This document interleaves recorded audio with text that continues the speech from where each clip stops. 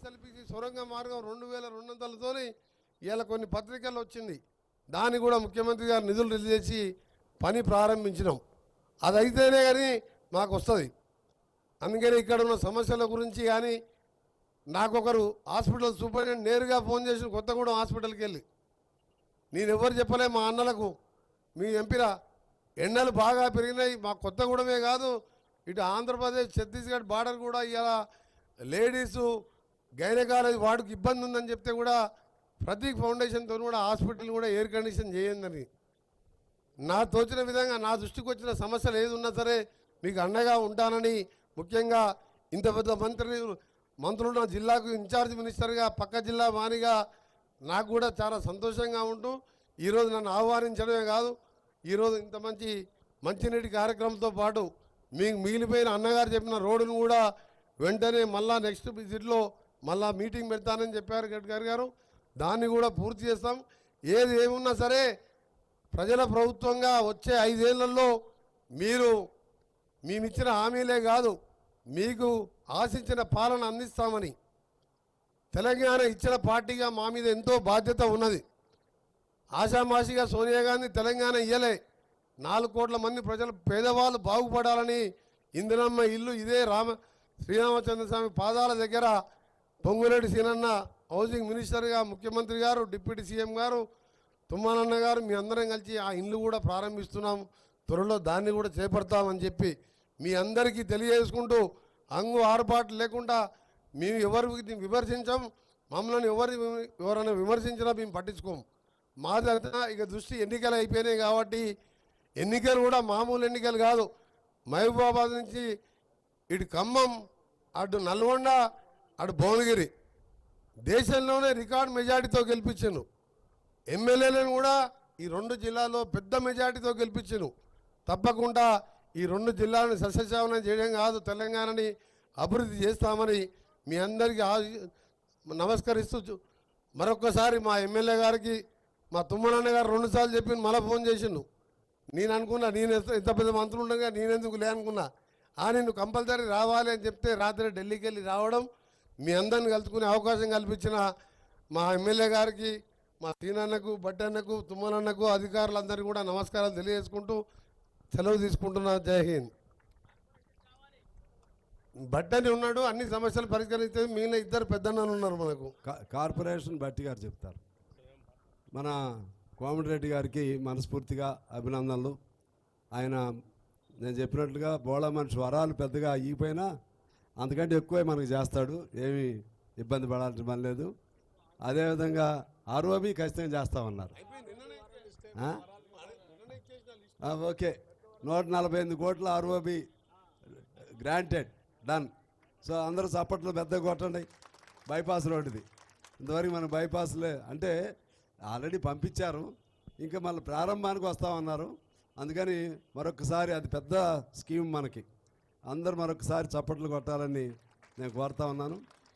అదేవిధంగా మన జిల్లా మీద ప్రేమతో, అలాగే నా పైన ఉన్న వ్యక్తిగత అభిమానంతో బట్టి గారు ఎన్ని ప్రాబ్లమ్స్ ఉన్నా కూడా సమయం కేటాయించారు. అలాగే తుమ్మల గారు కోఆర్డినేట్ చేశారు. నాకు కోమటిరెడ్డి గారిది ఫోన్ నెంబర్ కలవకపోతే తుమ్మల గారే చొరవ చేసుకుని కోఆర్డినేట్ చేశారు. శ్రీనివాసరెడ్డి గారు కూడా అడిగిందా తడువుగా ఏ డేట్ అయినా పర్లేదని వారు చెప్పారు.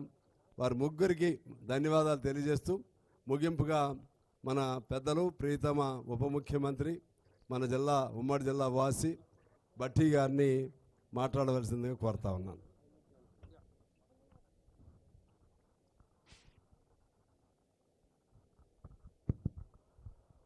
సభాధ్యక్షులు, స్థానిక శాసనసభ్యులు, మనందరి మిత్రుడు శ్రీ కూనంనేని సాంబశివరావు గారికి, అట్లాగే జిల్లా ఇన్ఛార్జ్ మంత్రివర్యులు సోదరులు కోమటిరెడ్డి వెంకటరెడ్డి గారికి,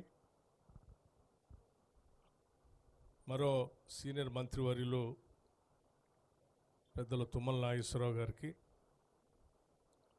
మరో మిత్రులు రాష్ట్ర మంత్రివర్యులు శ్రీ పొంగిలేటి శ్రీనివాసరెడ్డి గారికి, నా తోటి శాసనసభ్యులు రామదాస్ నాయక్ గారికి, అట్లాగే కోరం కనకయ్య గారికి, డాక్టర్ వెంకట్రావు గారికి, ఇంకా శాసన మండలి సభ్యులు తీన్మార్ మల్లన్న గారికి, స్థానిక నాయకులందరికీ, వేదిక మీద ఉన్నటువంటి ఇతర ప్రజాప్రతినిధులందరికీ,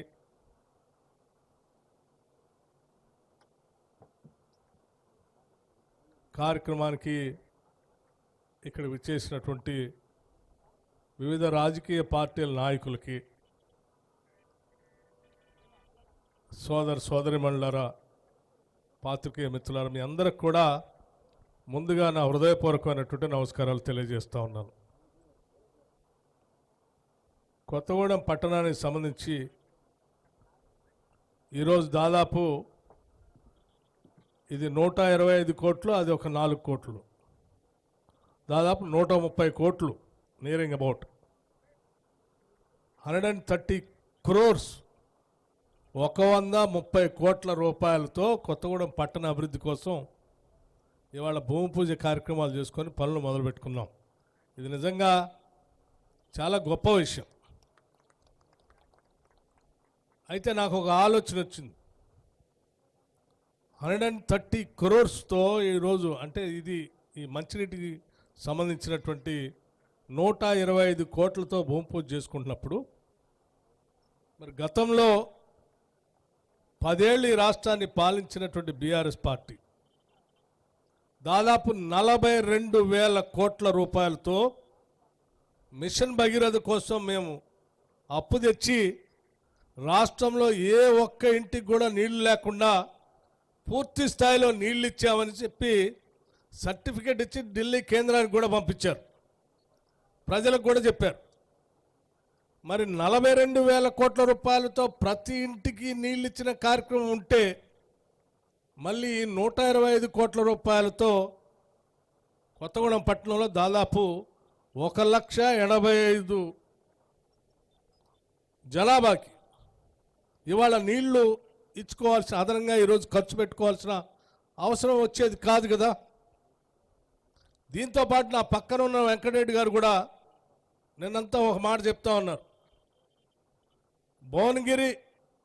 భువనగిరి నుంచి ఆలేరు శాసనసభ నియోజకవర్గంలో అక్కడ కూడా మంచినీటి ఎద్దటి అన్కనెక్టెడ్ విలేజెస్ చాలా ఉన్నాయి, దానికి ఒక 150 కోట్లు అవసరం ఉంటుంది, దాన్ని వెంటనే శాంక్షన్ చేయండి అని అడుగుతుంది. అంటే ఇంత పెద్ద ఎత్తున అన్కనెక్టెడ్ విలేజ్ రాష్ట్ర వ్యాప్తంగా ఉంటే 42,000 కోట్ల రూపాయలు ఎక్కడ పోయాయి అనేది దీన్ని బట్టి అర్థం అవుతూ ఉంది. రాష్ట్ర ప్రజలు కూడా అర్థం చేసుకోవాలి.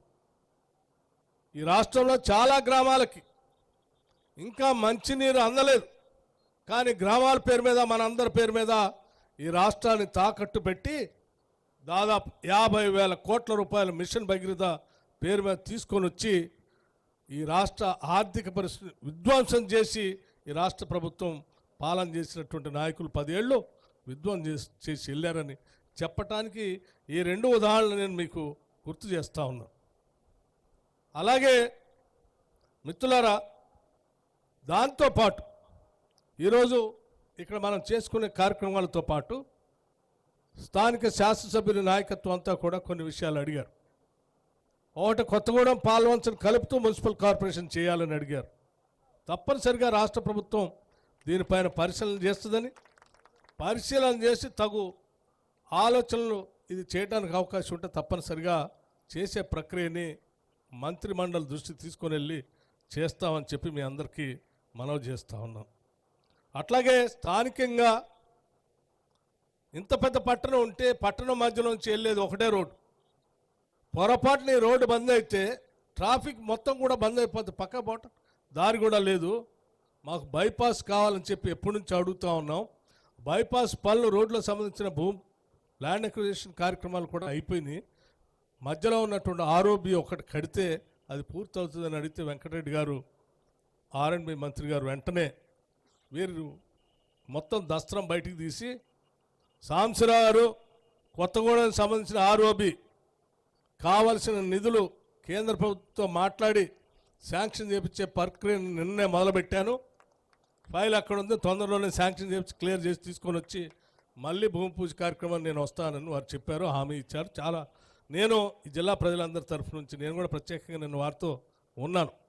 అంటే వారు రాష్ట్రంలో కేవలం కొత్తగూడమే కాదు, రాష్ట్ర వ్యాప్తంగా ఎక్కడెక్కడైతే రోడ్ల కనెక్టివిటీ అవసరం ఉందో, ఆర్ఓబీలు ఎక్కడెక్కడ అవసరం ఉన్నాయో వాటన్నిటిని కూడా క్షుణ్ణంగా పరిశీలన చేసి ఆ శాంక్షన్ చేసేటువంటి ప్రక్రియని మొదలుపెట్టారని చెప్పడం కోసం దీన్ని గుర్తు చేస్తూ ఉన్నాను. అట్లాగే స్థానికంగా ఇంకో సమస్య కూడా అడిగారు. ఇక్కడ అనాదిగా ఉన్నటువంటి thermal power projects stage 1, stage 2, stage 3, stage 4 వరకు గతంలో వెలుగులు నింపినటువంటి ఆ థర్మల్ పవర్ ప్రాజెక్ట్స్ ఈరోజు మూతపడిపోయాయి. స్థలం పెద్ద ఎత్తున ఉంది, పిట్ హెడ్స్గా దగ్గరలోనే బొగ్గు అందుబాటులో ఉంది, నీళ్లు అందుబాటులో ఉన్నాయి. ఇక్కడ మళ్ళీ వాటిని మొదలు పెడితే తప్పనిసరిగా పెద్ద ఎత్తున రాష్ట్రానికి ఉపయోగకరంగా ఉంటుంది, స్థానికంగా ఉద్యోగ అవకాశాలు కూడా దొరుకుతాయి, దీన్ని మొదలు పెట్టండి అని అడిగారు. తప్పనిసరిగా మేము దాన్ని పరిశీలన చేస్తా ఉన్నాం. థర్మల్ పవర్ ప్రాజెక్ట్ని అది కూడా సూపర్ క్రిటికల్ టెక్నాలజీతో ఇక్కడ ప్రారంభం చేయడం కోసం ప్రణాళిక తయారు చేస్తున్నాం. కొద్ది రోజుల్లోనే దానికి సంబంధించిన శుభవార్త కూడా చెప్తామని మీ అందరికీ మనవి చేస్తూ ఉన్నాను. అట్లాగే ఐటీ హబ్ గురించి అడిగారు. ఐటీ హబ్ సింగరేణి కాలేజ్ సంబంధించి స్థలాలు ఉన్నాయి, మీరు ఇస్తే ఇక్కడ ఐటీ హబ్ పెట్టుకోవడానికి అవకాశం ఉంటుందంట. నేను తప్పనిసరిగా హైదరాబాద్లో సింగరేణి కాలేజ్ సంబంధించిన యాజమాన్యాన్ని పిలిపించి మాట్లాడతాను. తప్పనిసరిగా మనకి ఇక్కడ అవసరం ఉంది, ఇక్కడ చదువుకున్నటువంటి విద్యార్థులకు ఐటీ హబ్ అవసరం కూడా ఉంది. పారిశ్రామిక కూడా బాగా అభివృద్ధి చెందుతున్న ప్రాంతం కాబట్టి ఇక్కడ కావాల్సినటువంటి మానవ వనరులు అందించడానికి తప్పనిసరిగా టైర్ 2 సిటీస్గా దీన్ని అభివృద్ధి చేసే కార్యక్రమంలో ఐటీ హబ్ను కూడా శాంక్షన్ చేయటానికి ఐటీ ఇండస్ట్రీస్ మంత్రి శ్రీధర్ బాబు గారితో మాట్లాడి దీన్ని శాంక్షన్ చేయించే కార్యక్రమం కూడా చేస్తామని చెప్పి మీ అందరికీ నేను మనవి చేస్తూ ఉన్నాను. అట్లాగే స్థానికంగా ఉన్నటువంటి ఇతర అంశాలు ఏమున్నా కానీ సీతారామ ప్రాజెక్టు సంబంధించి ఇప్పుడే తుమ్మల నాగేశ్వరరావు గారు చెప్పారు, మన వెంకటరెడ్డి గారు చెప్పారు, శ్రీనివాసరెడ్డి గారు చెప్పారు. దాదాపు 9,000 కోట్ల రూపాయల దాకా ఖర్చు పెట్టి ఎకరానికి కూడా నీళ్ళు ఇవ్వనటువంటి పరిస్థితులు అట్లా ఉంటే మన ఇందిరమ్మ ప్రభుత్వం రాగానే మంత్రిమండలి అందరం కూర్చొని ఒక ఆలోచన చేశాం. ఆ ఆలోచన ఏంటంటే 6 నెలల్లో పూర్తి చేసే ప్రాజెక్టులు ఏంటి, సంవత్సరంలో మనం ఖర్చు పెడితే ఎన్ని ప్రాజెక్టులు పూర్తవుతాయి, 2 సంవత్సరాలకి ఎన్ని అవుతాయి, 3 సంవత్సరాలకి ఎన్ని అవుతాయి, 5 సంవత్సరాలకి ఎన్ని అవుతాయి అని ఒక ప్రయారిటీ చేసుకొని నిధులు రిలీజ్ చేసుకుంటూ ఆ ఇరిగేషన్ ప్రాజెక్టుల్ని కంప్లీట్ చేసుకోవాలనే ఆలోచనతో ముందుకు పోతున్నాం. అందులో భాగంగా సీతారామ ప్రాజెక్టుకి 70 కోట్లు రిలీజ్ చేసి శాంక్షన్ చేస్తే కెనాళ్ళు రాజీవ్ కెనాల్ ద్వారా నీళ్లు ఆ ఎన్ఎస్పి కెనాల్కి లింక్ చేయొచ్చని, ఆ తర్వాత వైరా ప్రాజెక్టు కూడా లింక్ చేయొచ్చు అని చెప్తే వెంటనే దానికి శాంక్షన్ చేయటం, పనులు ప్రారంభించటం, అక్కడ ఉన్నటువంటి మోటార్లకి డిపార్ట్మెంట్కి నిధులు కావాలంటే నిధులు రిలీజ్ చేస్తే డ్రై రన్ కూడా చేశారు, రాత్రే వెట్ రన్ కూడా చేశారని మంత్రి గారు చెప్తా ఉన్నారు. అంటే త్వరలోనే ఆ నీళ్ళను కూడా పారిచ్చే కార్యక్రమం జరుగుతూ ఉంది. జరిగే ప్రక్రియలో భాగంగా మరి కొత్తగూడెం మీద నుంచే పోతా ఉన్నాయి కాబట్టి మరి మా సంగతి ఏందని సాంబశివరావు గారు అడుగుతూ ఉన్నారు. తప్పనిసరిగా ఇరిగేషన్ మంత్రి గారు చెప్పారు, ఉత్తమ్ కుమార్ రెడ్డి గారు, తప్పనిసరిగా మన జరిగినటువంటి రివ్యూలో కొత్తగూడెం శాసనసభ్యుల కోరిక మేరకు కొత్తగూడెం ప్రాంతంలో కూడా ఎక్కువ మొత్తంలో నీళ్లు పారటానికి, ఎక్కువ ఎకరాలు నీళ్లు ఇవ్వడానికి అవకాశాలు పరిశీలన చేస్తాం, అవసరమైతే అదనంగా చిన్న డిస్ట్రిబ్యూటర్ కెనాల్స్ కూడా ఇస్తామని చెప్పి వారు చెప్పారు. తప్పనిసరిగా అది పరిశీలనలో ఉందని మీ అందరికీ మనం చేస్తూ ఉన్నాం. ఇకపోతే పెద్దలు తుమ్మల నాగేశ్వరరావు గారు చెప్పిన 2 అంశాలు ఉన్నాయి. ఇది మనందరికి సంబంధించినటువంటి అంశం. ఒకటి రైతు భరోసా, 2 రుణమాఫీ. రుణమాఫీ అనేది ఇన్సూరెన్స్, ఈ 3 కూడా సరే. రైతు బంధు డబ్బులు ఇయర్ అని ప్రచారం చేశారు, కాంగ్రెస్ వస్తే రైతు బంధు ఇయర్ అని. వాళ్ళు ఇయర్ అని కళల్లోనే ఉన్నారు. మేము ఒకటేసారి వేసేసేసినాం అందరికి 7,500 కోట్లు ఒకటేసారి. ఇకపోతే రుణమాఫీ చేయరు అన్నారు. కాంగ్రెస్ వాళ్ళు చేయకుండా ఉంటే బాగు, మేము మళ్ళీ రుణమాఫీ చేయలేదని చెప్పి ప్రజల్లో పోవచ్చు అని అనుకున్నారు. కానీ ఇది ఇందిరమ్మ ప్రభుత్వం, ప్రజల ప్రభుత్వం, రైతుల కోసం, ప్రజల కోసం, యువత కోసం, నిరుద్యోగ యువతి యువకుల కోసం పనిచేసే ప్రభుత్వం కాబట్టి వాళ్ళ కోసం వీళ్ళ కోసం కాదు, మేమిచ్చినటువంటి మాటను నిలబెట్టుకోవటం కోసం, మా కమిట్మెంట్ ప్రకారం ఎంత ఇబ్బందులు ఉన్నప్పటికీ, ఎన్ని రకాలైనటువంటి ఆటంకాలు వస్తున్నప్పటికి కూడా ఇచ్చిన మాట ప్రకారం 2 లక్షల రూపాయల రుణమాఫీ చేస్తాం, చూపిస్తామని చెప్పి మన ముఖ్యమంత్రి గారు చెప్పారు. దాని ప్రకారం 100% చూపిస్తామని కూడా ఈ సందర్భంగా మీ అందరికీ, ఈ రాష్ట్ర ప్రజలకు మీ ద్వారా ఇక్కడ నుంచి నేను మనవి చేస్తూ ఉన్నాను. ఒక ఆయన అడుగుతూ ఉన్నారు, మీరు ఆగస్టు లోపల చేస్తా అన్నారు, రేవంత్ రెడ్డి గారు చేస్తారా అంటే మేమంతా ఆయన చెప్పాం, ఏమయ్యా నీకేమన్నా ఆగస్టు ముందు చేస్తే నీకేమన్నా ఇబ్బంది అని, ఆగస్టు కంటే ముందు చేస్తే మీకేమన్నా ఇబ్బంది అని కూడా అడిగాం. అంటే ఆగస్టే కాదు, అవసరమైతే దానికంటే ముందు కూడా మేము చేయటానికి ఈ రాష్ట్ర ప్రభుత్వం సిద్ధంగా ఉంది, చేసి చూపిస్తాం కూడా. రుణమాఫీ ఎవరు ఆపలేరు, ఈ రాష్ట్ర ప్రభుత్వం తప్పనిసరిగా ఈ రైతులకు ఇచ్చిన మాట ప్రకారం చేసి చూపిస్తాం. ఇక రెండవది రైతు భరోసా. మంత్రి గారు ఇప్పుడే చెప్పారు ఎవరికి ఇవ్వాలి, ఏం చేయాలి.